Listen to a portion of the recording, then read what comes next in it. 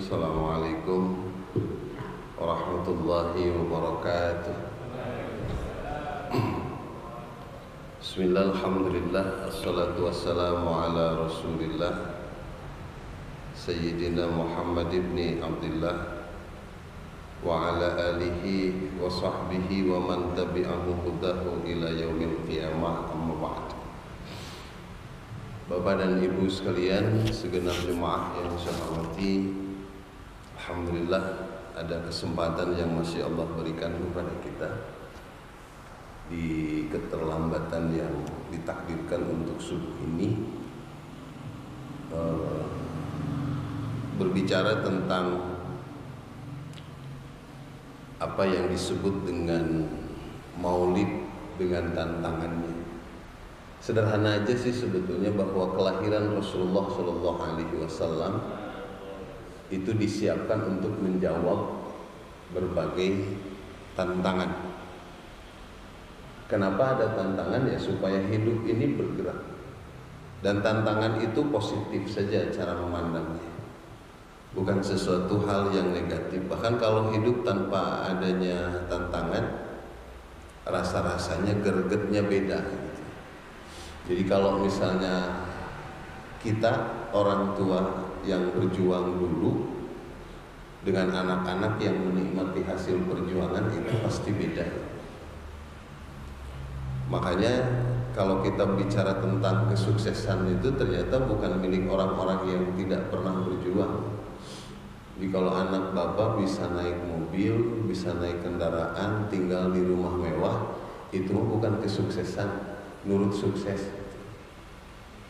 Yang sukses mah bapak yang dulunya berjuang dari nol, bagaimana caranya hemat, bagaimana caranya siap untuk tidak bahagia, bagaimana caranya banyak waktu yang yang kebanyakan orang menikmatinya dengan santai, leha-leha. Kita mah di saatnya orang lain harus main, kita bekerja. Di saatnya kita harus tidur, kita terjaga. Di saat orang lain sedang bercanda, kita mah sedang belajar.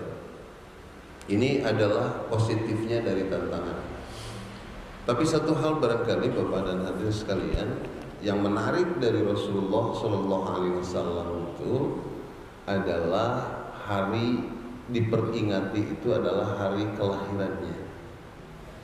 Biasanya kalau di tokoh-tokoh bangsa gitu ya, yang diperingati itu adalah wafatnya.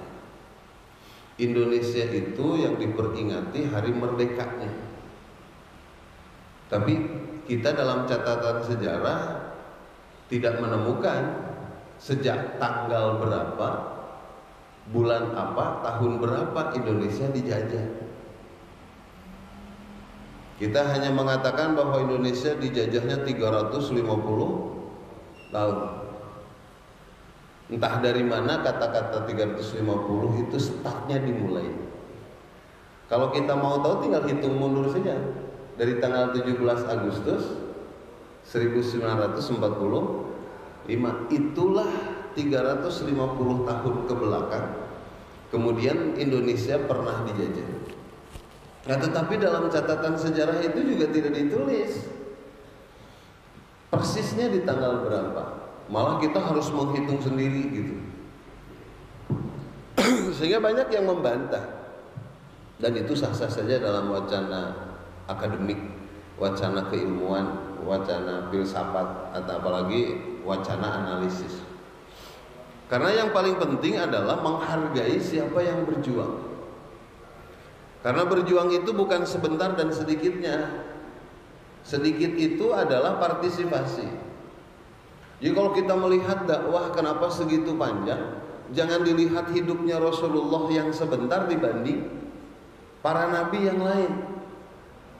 Karena boleh jadi para ahli ilmu itu mampu menjawab tantangan tidak terlalu lama.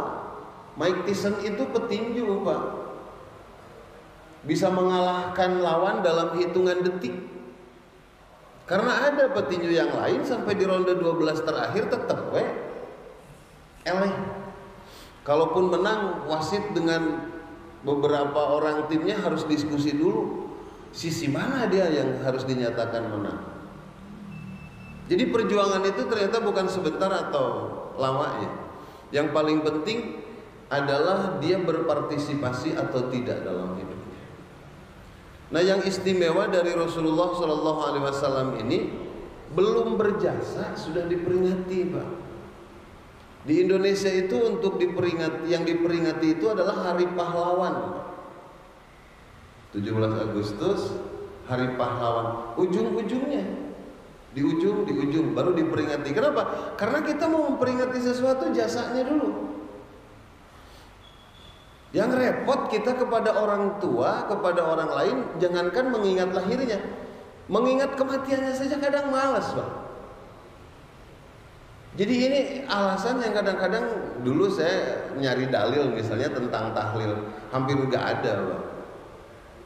Tapi kalau saya cari dalam catatan sejarah, ternyata ikhtiar anak-anak dulu atau yang masih mempertahankan sekarang dengan berkumpul berdoa untuk kedua orang tuanya yang sudah wafat atau saudaranya atau tetangganya, sebetulnya sih satu. Itu cara mereka menghargai kehidupan yang sudah ditinggalkan. Itu aja sih sebenarnya. Makanya jangan ditarik-tarik ke hukum, Pak. Nggak bisa aja bahwa tahlilan itu bid'ah atau sunnah, nggak ke sana ditariknya kepada wilayah kita tahu diri aja sebenarnya.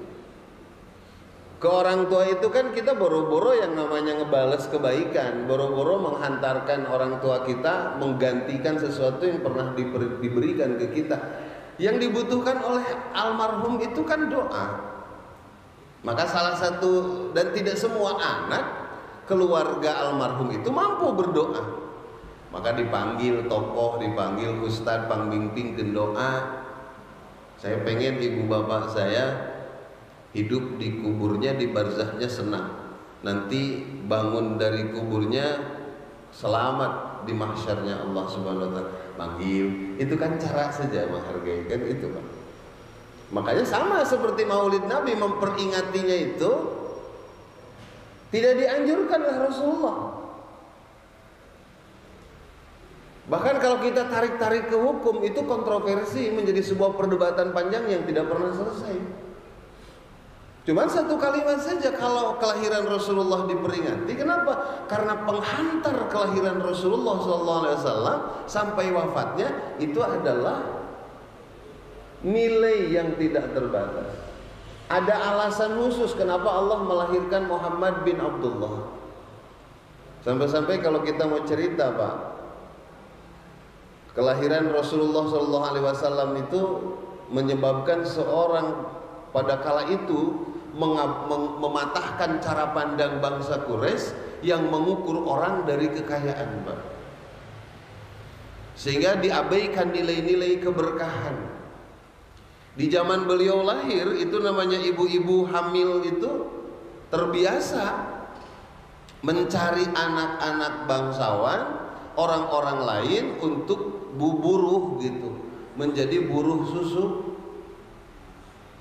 untuk menyusui bayi, termasuk salah satunya Halimatus Sa'diyah yang menyusui Rasulullah Shallallahu Alaihi Wasallam. Beliau itu salah satu perempuan Quraisy yang kerjaannya menyusui bayi-bayi yang lahir sejaman dengan anaknya. Jadi mungkin di zaman itu Halimatus Sa'diyah bukan hanya Rasulullah yang disusui. Makanya ada mungkin saudara persusuan Rasulullah. Nah, ini saya belum temukan sejarahnya, tapi dimungkinkan. Jadi Bapak hadirin yang dirahmati Allah, kebayang Siti Halimatus Sa'diyah itu keliling 2 hari di Makkah untuk mencari orang tua yang mau mengambil jasa dari beliau. Teu kenging-kenging, Pak, nguriling we eueuh nu daekeun tah. Orang disusui oleh beliau. Tersiar kabar ada seorang anak laki-laki yang lahir dari keluarga yatim piatu, namanya Muhammad bin Abdullah. Para ibu tuh nggak ada yang mau ngambil, Pak. Imam pisang saraheun, ngambil yang namanya bayi tanpa ibu bapak, yatim piatu, miskin pula, ngapain? Kan saya teh nyari pekerjaan tuh ke sini teh. Apa yang terjadi? Masya Allah, yang namanya Siti Halimatus Sa'diyah itu berbisik kepada suaminya, Kang, Bah, Pak, kira-kira begitulah. Kita nggak mungkin pulang ke rumah dalam keadaan tidak mendapatkan pekerjaan. Sudah saja bismillah, barangkali kalau bahasa sekarang, sudah saja kita ambil itu pekerjaan. Gak apa-apa, karena yang tidak diambil dari sekian banyak bayi yang lahir di zaman itu hanya satu, bayinya Muhammad Rasulullah SAW. Diambil, Pak.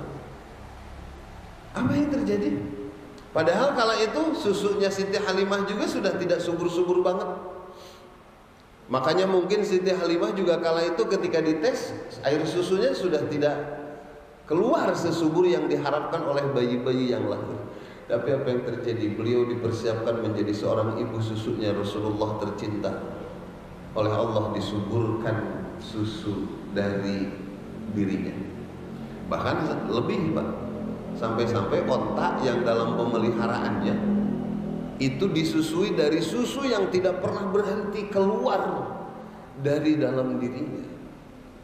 Baru yang namanya Halimatus Sa'diyah berbisik dengan suaminya. Bahkan anak yang dilahirkan oleh beliau juga ikut tumbuh subur dengan konsumsi yang terbatas. Kebayang, Pak, menyusui anak yatimah sehingga lebih gede amalnya daripada upahnya. Ini kan hebatnya Rasulullah SAW. Lalu tantangannya apa? Nah, kita langsung saja karena mohon maaf waktu kita sedikit.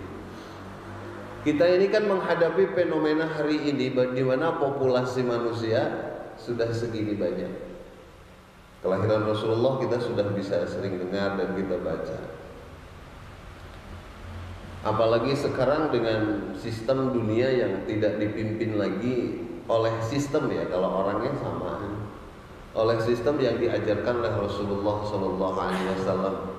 Ketika konsep musyawarah menjadi sebuah persekongkolan, kan gitu kira-kira.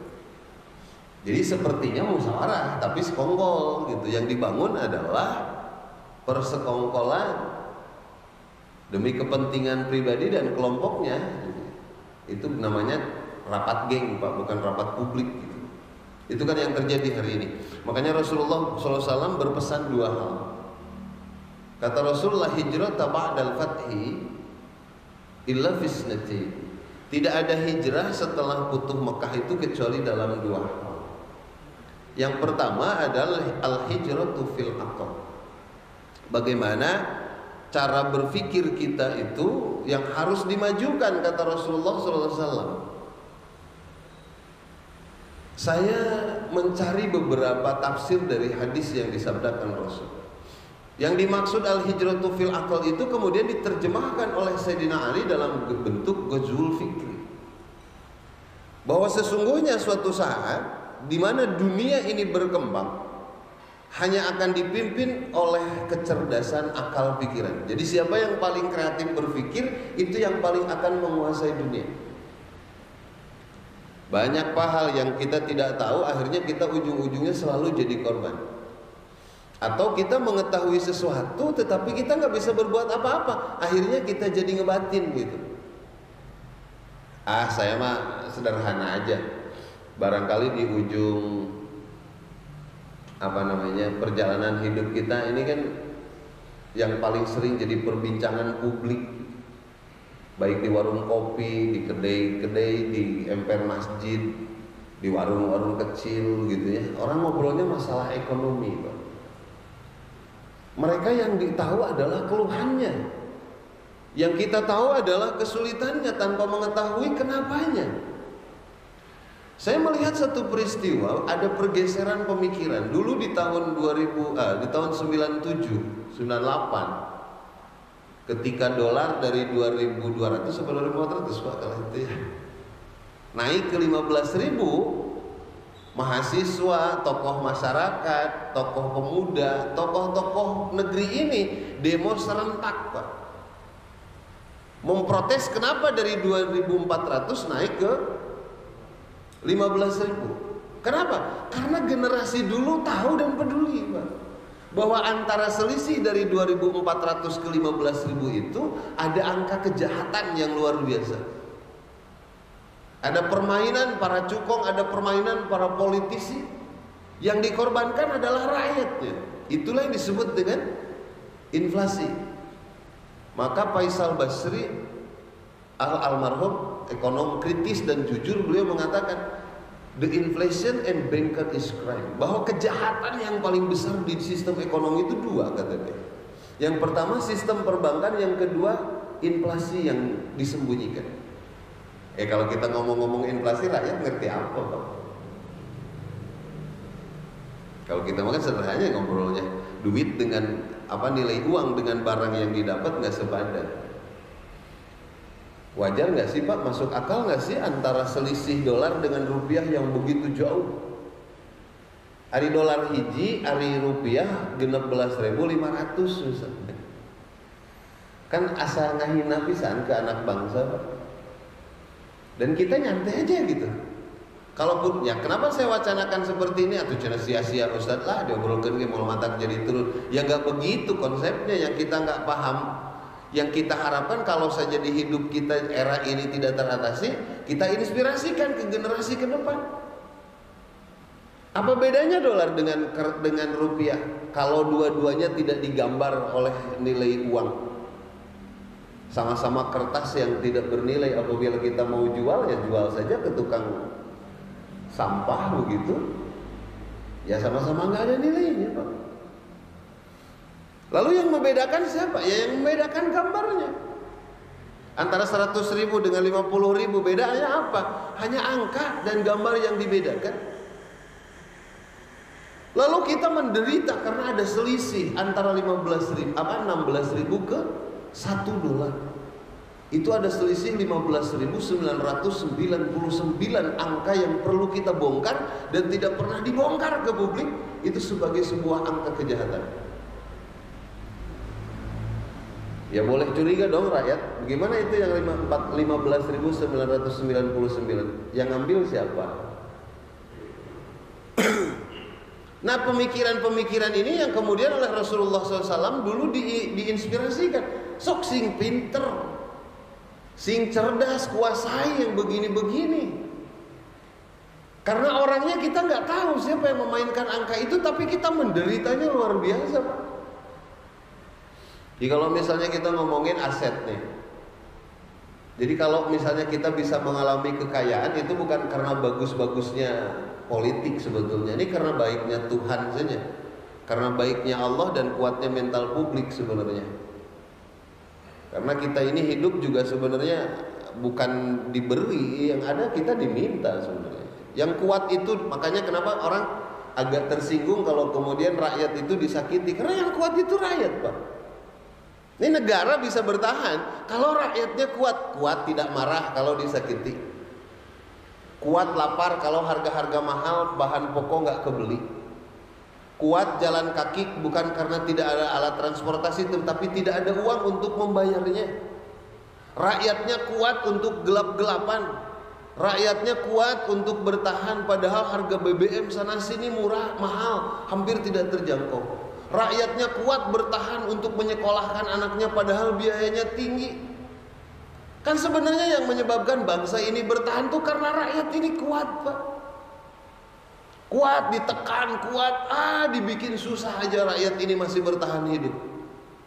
Dan saya kenapa perlu bangga kepada orang-orang yang masih mau ngegendong karung begitu di dalamnya ada sampah-sampah.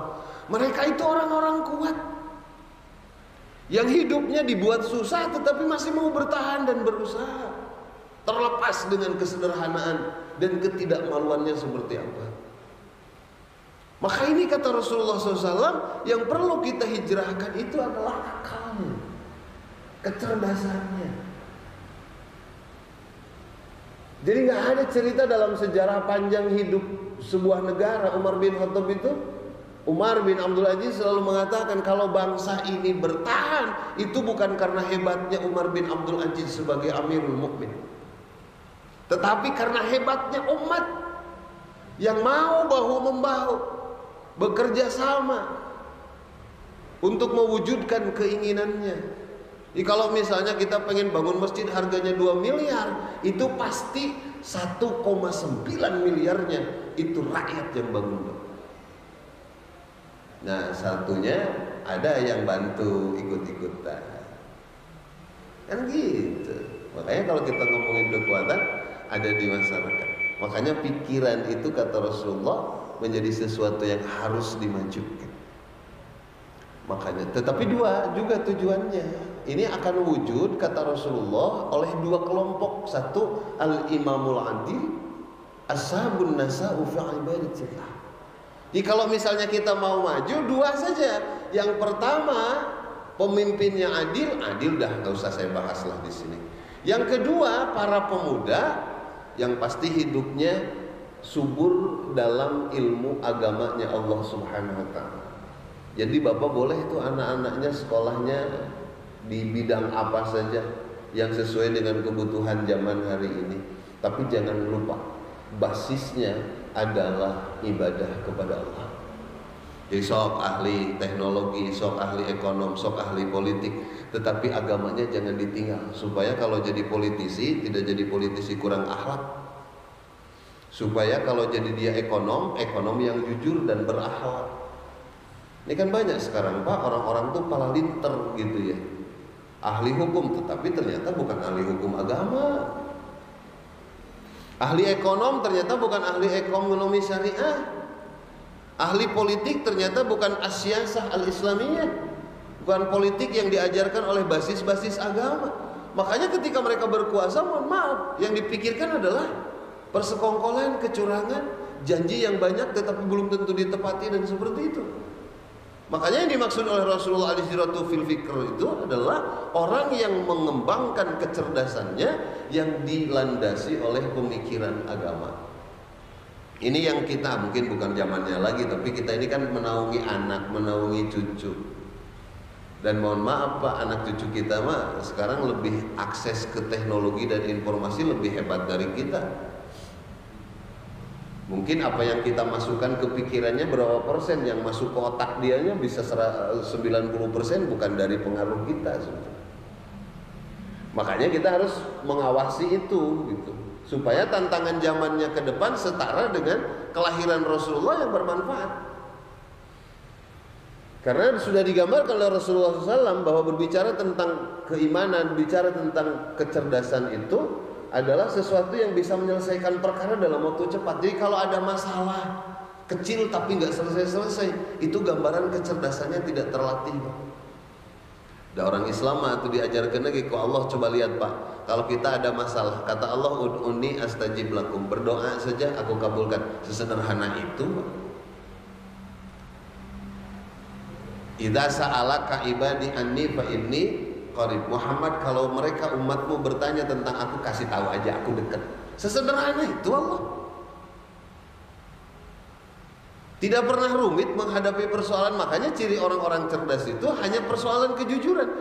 Yang bikin rumit kehidupan itu bukan orang tidak cerdas, kecenderungannya orang tidak jujur. Makanya Al-Imamul Adil itulah yang bisa mempercepat proses pembangunan sebuah bangsa. Yang kedua adalah al-hijratu fil aql. Hijrah apa? Bit taqwa. Mohon maaf. Hijrah dalam ketakwaan. Nah, ini yang kemudian dianggap penting. Dua kelompok pemuda yang hidup dalam agama dan pemerintah yang adil, hidupnya nanti dalam satu naungan ars.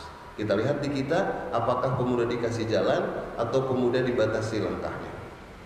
Jadi kalau kita ngomongin pemuda nggak usah dikritik Pak. Mereka teriak, mereka marah, mereka demonstrasi, biarkan saja, itulah karakter anak muda. Kan ada nih di komentar di medsos, sudahlah mahasiswa jangan banyak keinginan, balik saja ke kampus. Pas saya lihat yang komen aki-aki Pak. Ya biarkan saja anak muda ya seperti itu gitu loh. Kita mah berdoa ya. Nah yang dimaksud ketakwaan itu yang seperti apa? Ya ketakwaan yang dinamis, yang memacu orang untuk mandiri. Saya katakan lagi, negara ini kuat karena rakyatnya kuat.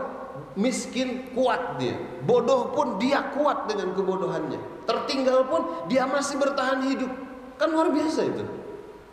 Makanya kata Allah, kata Rasulullah, bitakwa. Takwa mah kumaha ngukurnya? Mungkin Bapak pernah dengar cerita obrolan antara Nabi Sulaiman dengan semut. Pernah dengar tuh? Banyak ceritanya kan, bukan hanya ketika beliau mau berperang disuruh masuk ke liang apa, nggak begitu saja. Ada satu cerita pendek yang menurut saya ini membangun ketakwaan. Ketika semut ditanya oleh Nabi Sulaiman, "Sirem, hari kamu dalam 1 bulan menghabiskan rezeki segimana?" "Oh, saya dalam 1 bulan cukup menghabiskan 1 butir korma." Oke, kata Nabi Sulaiman, "Kalau begitu aku ajak kamu pulang. Kamu akan saya buatkan istana untuk rumah kamu, dan aku siapkan jatah makanmu sebulan 1 butir korma." Untuk Nabi Sulaiman 1 butir korma cetek gitu, Pak. Tapi untuk semut itu rumit, itu berat, hese, melak tuh bisa. Oke, kata semut, "Ikutlah pulang bersama Nabi Sulaiman ke istananya." Sampai cerita di sebulan kemudian Nabi Sulaiman datang menemui semut. Jadi sudah ditempatkan, ini rumahmu, ini persediaan makanmu sebulan, 1 butir korma. Sudah. Sebulan kemudian Nabi Sulaiman datang. Kaget dia. Karena apa? Karena ternyata kormanya masih tersisa separuh. Kata Nabi Sulaiman, "Kok kamu bohongi saya? Kata kamu habiskan 1 butir korma. Ini buktinya aja separuh." Kata semut, "Ada alasannya dong." Alasannya apa? Satu, apakah ada jaminan sebulan kemudian kamu ini akan datang memenuhi janjimu memberikan 1 butir korma berikutnya? Nggak ada. Ini kan ngajarin rakyat jangan bergantung ke bansos. Nggak ada jaminan bansos keluar lagi. Kan gitu. Emang ada jaminan bansos bakal keluar lagi? Nggak ada, Pak. Makanya jangan bergantung kepada kekuasaan, dah, mandiri aja. Makanya kata semut, "Sorry man, aku tuh bukan gak yakin, tapi kan kamu bisa lupa. Karena kamu manusia biasa. Kormanya ada sebulan nyampe, tapi nanti kamu tiba-tiba lupa karena aku ini perkara kecil." Makanya banyak perkara-perkara gak selesai di negeri ini karena dianggap kecil, Pak. Akhirnya gak diselesaikan gitu. Makanya dari dulu ganti presiden, ganti gubernur, ganti bupati, ganti wali kota, emangnya ganti-ganti apa? Ganti meneruskan masalah yang gak pernah selesai-selesai. Janjinya sih selesai, macam-macam seperti itu. Kemudian yang kedua, kata semut, alasan saya tidak menghabiskan ini, kamu boleh kaya, man, tapi hari ini. Kalau kemudian besok ada jaminan gitu kekayaan kamu masih bertahan? Nggak ada. Coba kalau kemudian sebulan kemudian kamu miskin, jangankan 1 butir korma, separuh gitu bisa nganturan, rekumaha? Saya kelaparan atau ripuh cek sirup. Sementara saya tidak diberi kesempatan oleh kamu untuk keluar nyari sendiri. Yang ketiga, kamunya bisa boleh kaya, kamunya juga bisa ingat tadi teh hartana hartana aya, tapi kamunya bisa lupa. Makanya kata Nabi, kata si semut, kenapa ketika di luar istana ini saya menghabiskan 1 butir korma? Itu dengan santainya. Kenapa? Karena saya tahu yang ngasih kormanya bukan kamu. Yang ngasih kormanya yakin bulan depan 1 butir korma dapat lagi. Kenapa? Karena yang ngasihnya Allah yang tidak mungkin lupa. Dan yang ketiga, Sulaiman ketahui hartanya ada, kormanya ada. Ingat juga, tapi kamunya mati. Kumaha eta? Itu juga aku akan kelaparan. Maka kemarin ketika di luar saya bebas makan. Kenapa? Saya tahu yang ngasih rezeki ke saya adalah Allah yang tidak akan pernah mati. Kan ini sebetulnya yang menginspirasi umat supaya kenapa tidak boleh bergantung ke makan gratis. Bukan makan gratisnya yang salah, jalan serentak gimana? Anas bapak-bapak jeung ibu-ibu teu mekelan bekal ka budak ka sakola atuh kalaparan dengan terkeun eta. Ti imah teu mekel dipangmasakeun henteu kumaha? Aya beasna mah ngan komporna pareuh. Geus aya lengkap peralatan segala macam, yang ngurusnya korup kan lieur, Pak. Kan ini ajaran dari Allah. Kenapa kemudian orang dua yang perlu dilarikan, dihijrahkan oleh Rasul Allah kita? akal dan ketakwaan. Karena ini dua hal yang tidak boleh kita pisah. Sallallahu alaihi wasallam dilahirkan karena informasi manfaatnya sudah diinfokan sejak zaman Nabiullah Adam alaihi salam. Kita mah yang lahir teh nu apal teh kan bidan we jeung inung bapak nage teh apaleun kan pada si ibu namulas dibawa ke bidan cek bidan ieu mah geus rek lahir Pak. Bukan tidak direncanakan oleh Allah, cuma tidak dipublish perencanaannya karena kelahiran kita hanya meneruskan dan menyempurnakan. Sementara Rasulullah SAW itu disiapkan untuk menyikapi tantangan zaman. Kita hari ini masih teriak-teriak tentang perbedaan. Emang dari dulu beda, kenapa harus diteriakin? Ya tinggal siap-siap aja beda.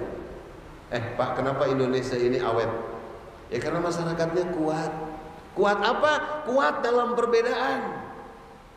Teu kudu sarua ge babarengan orang Indonesia, makanya eta hebatna teh teu. Makanya kalau Indonesia ini hebat, saya mah yakin-yakinnya karena hebatnya umat. Karena hebatnya rakyat. Coba kalau di tempat yang lain, kenapa atuh rapuh? Dapunten umatnya tidak hebat. Tidak kuat menahan emosi, tidak kuat menahan amarah. Akhirnya yang satu dengan yang lain saling serang. Maka bersyukurlah kita hidup masih di sebuah negara yang boleh jadi Rasul lahirnya di Mekah, tetapi pengamalan manfaat kelahiran Rasulullah itu tersebar di negeri kita bernama Indonesia ini. Saya kira itu saja Bapak dan hadirin sekalian. Ini mengisi kesempatan waktu, kurang lebihnya mohon dimaafkan. Dan semoga apa yang terjadi dan dilakukan hari ini menjadi sebuah amalan, dan dua hal saja kita bekal ke masa depan.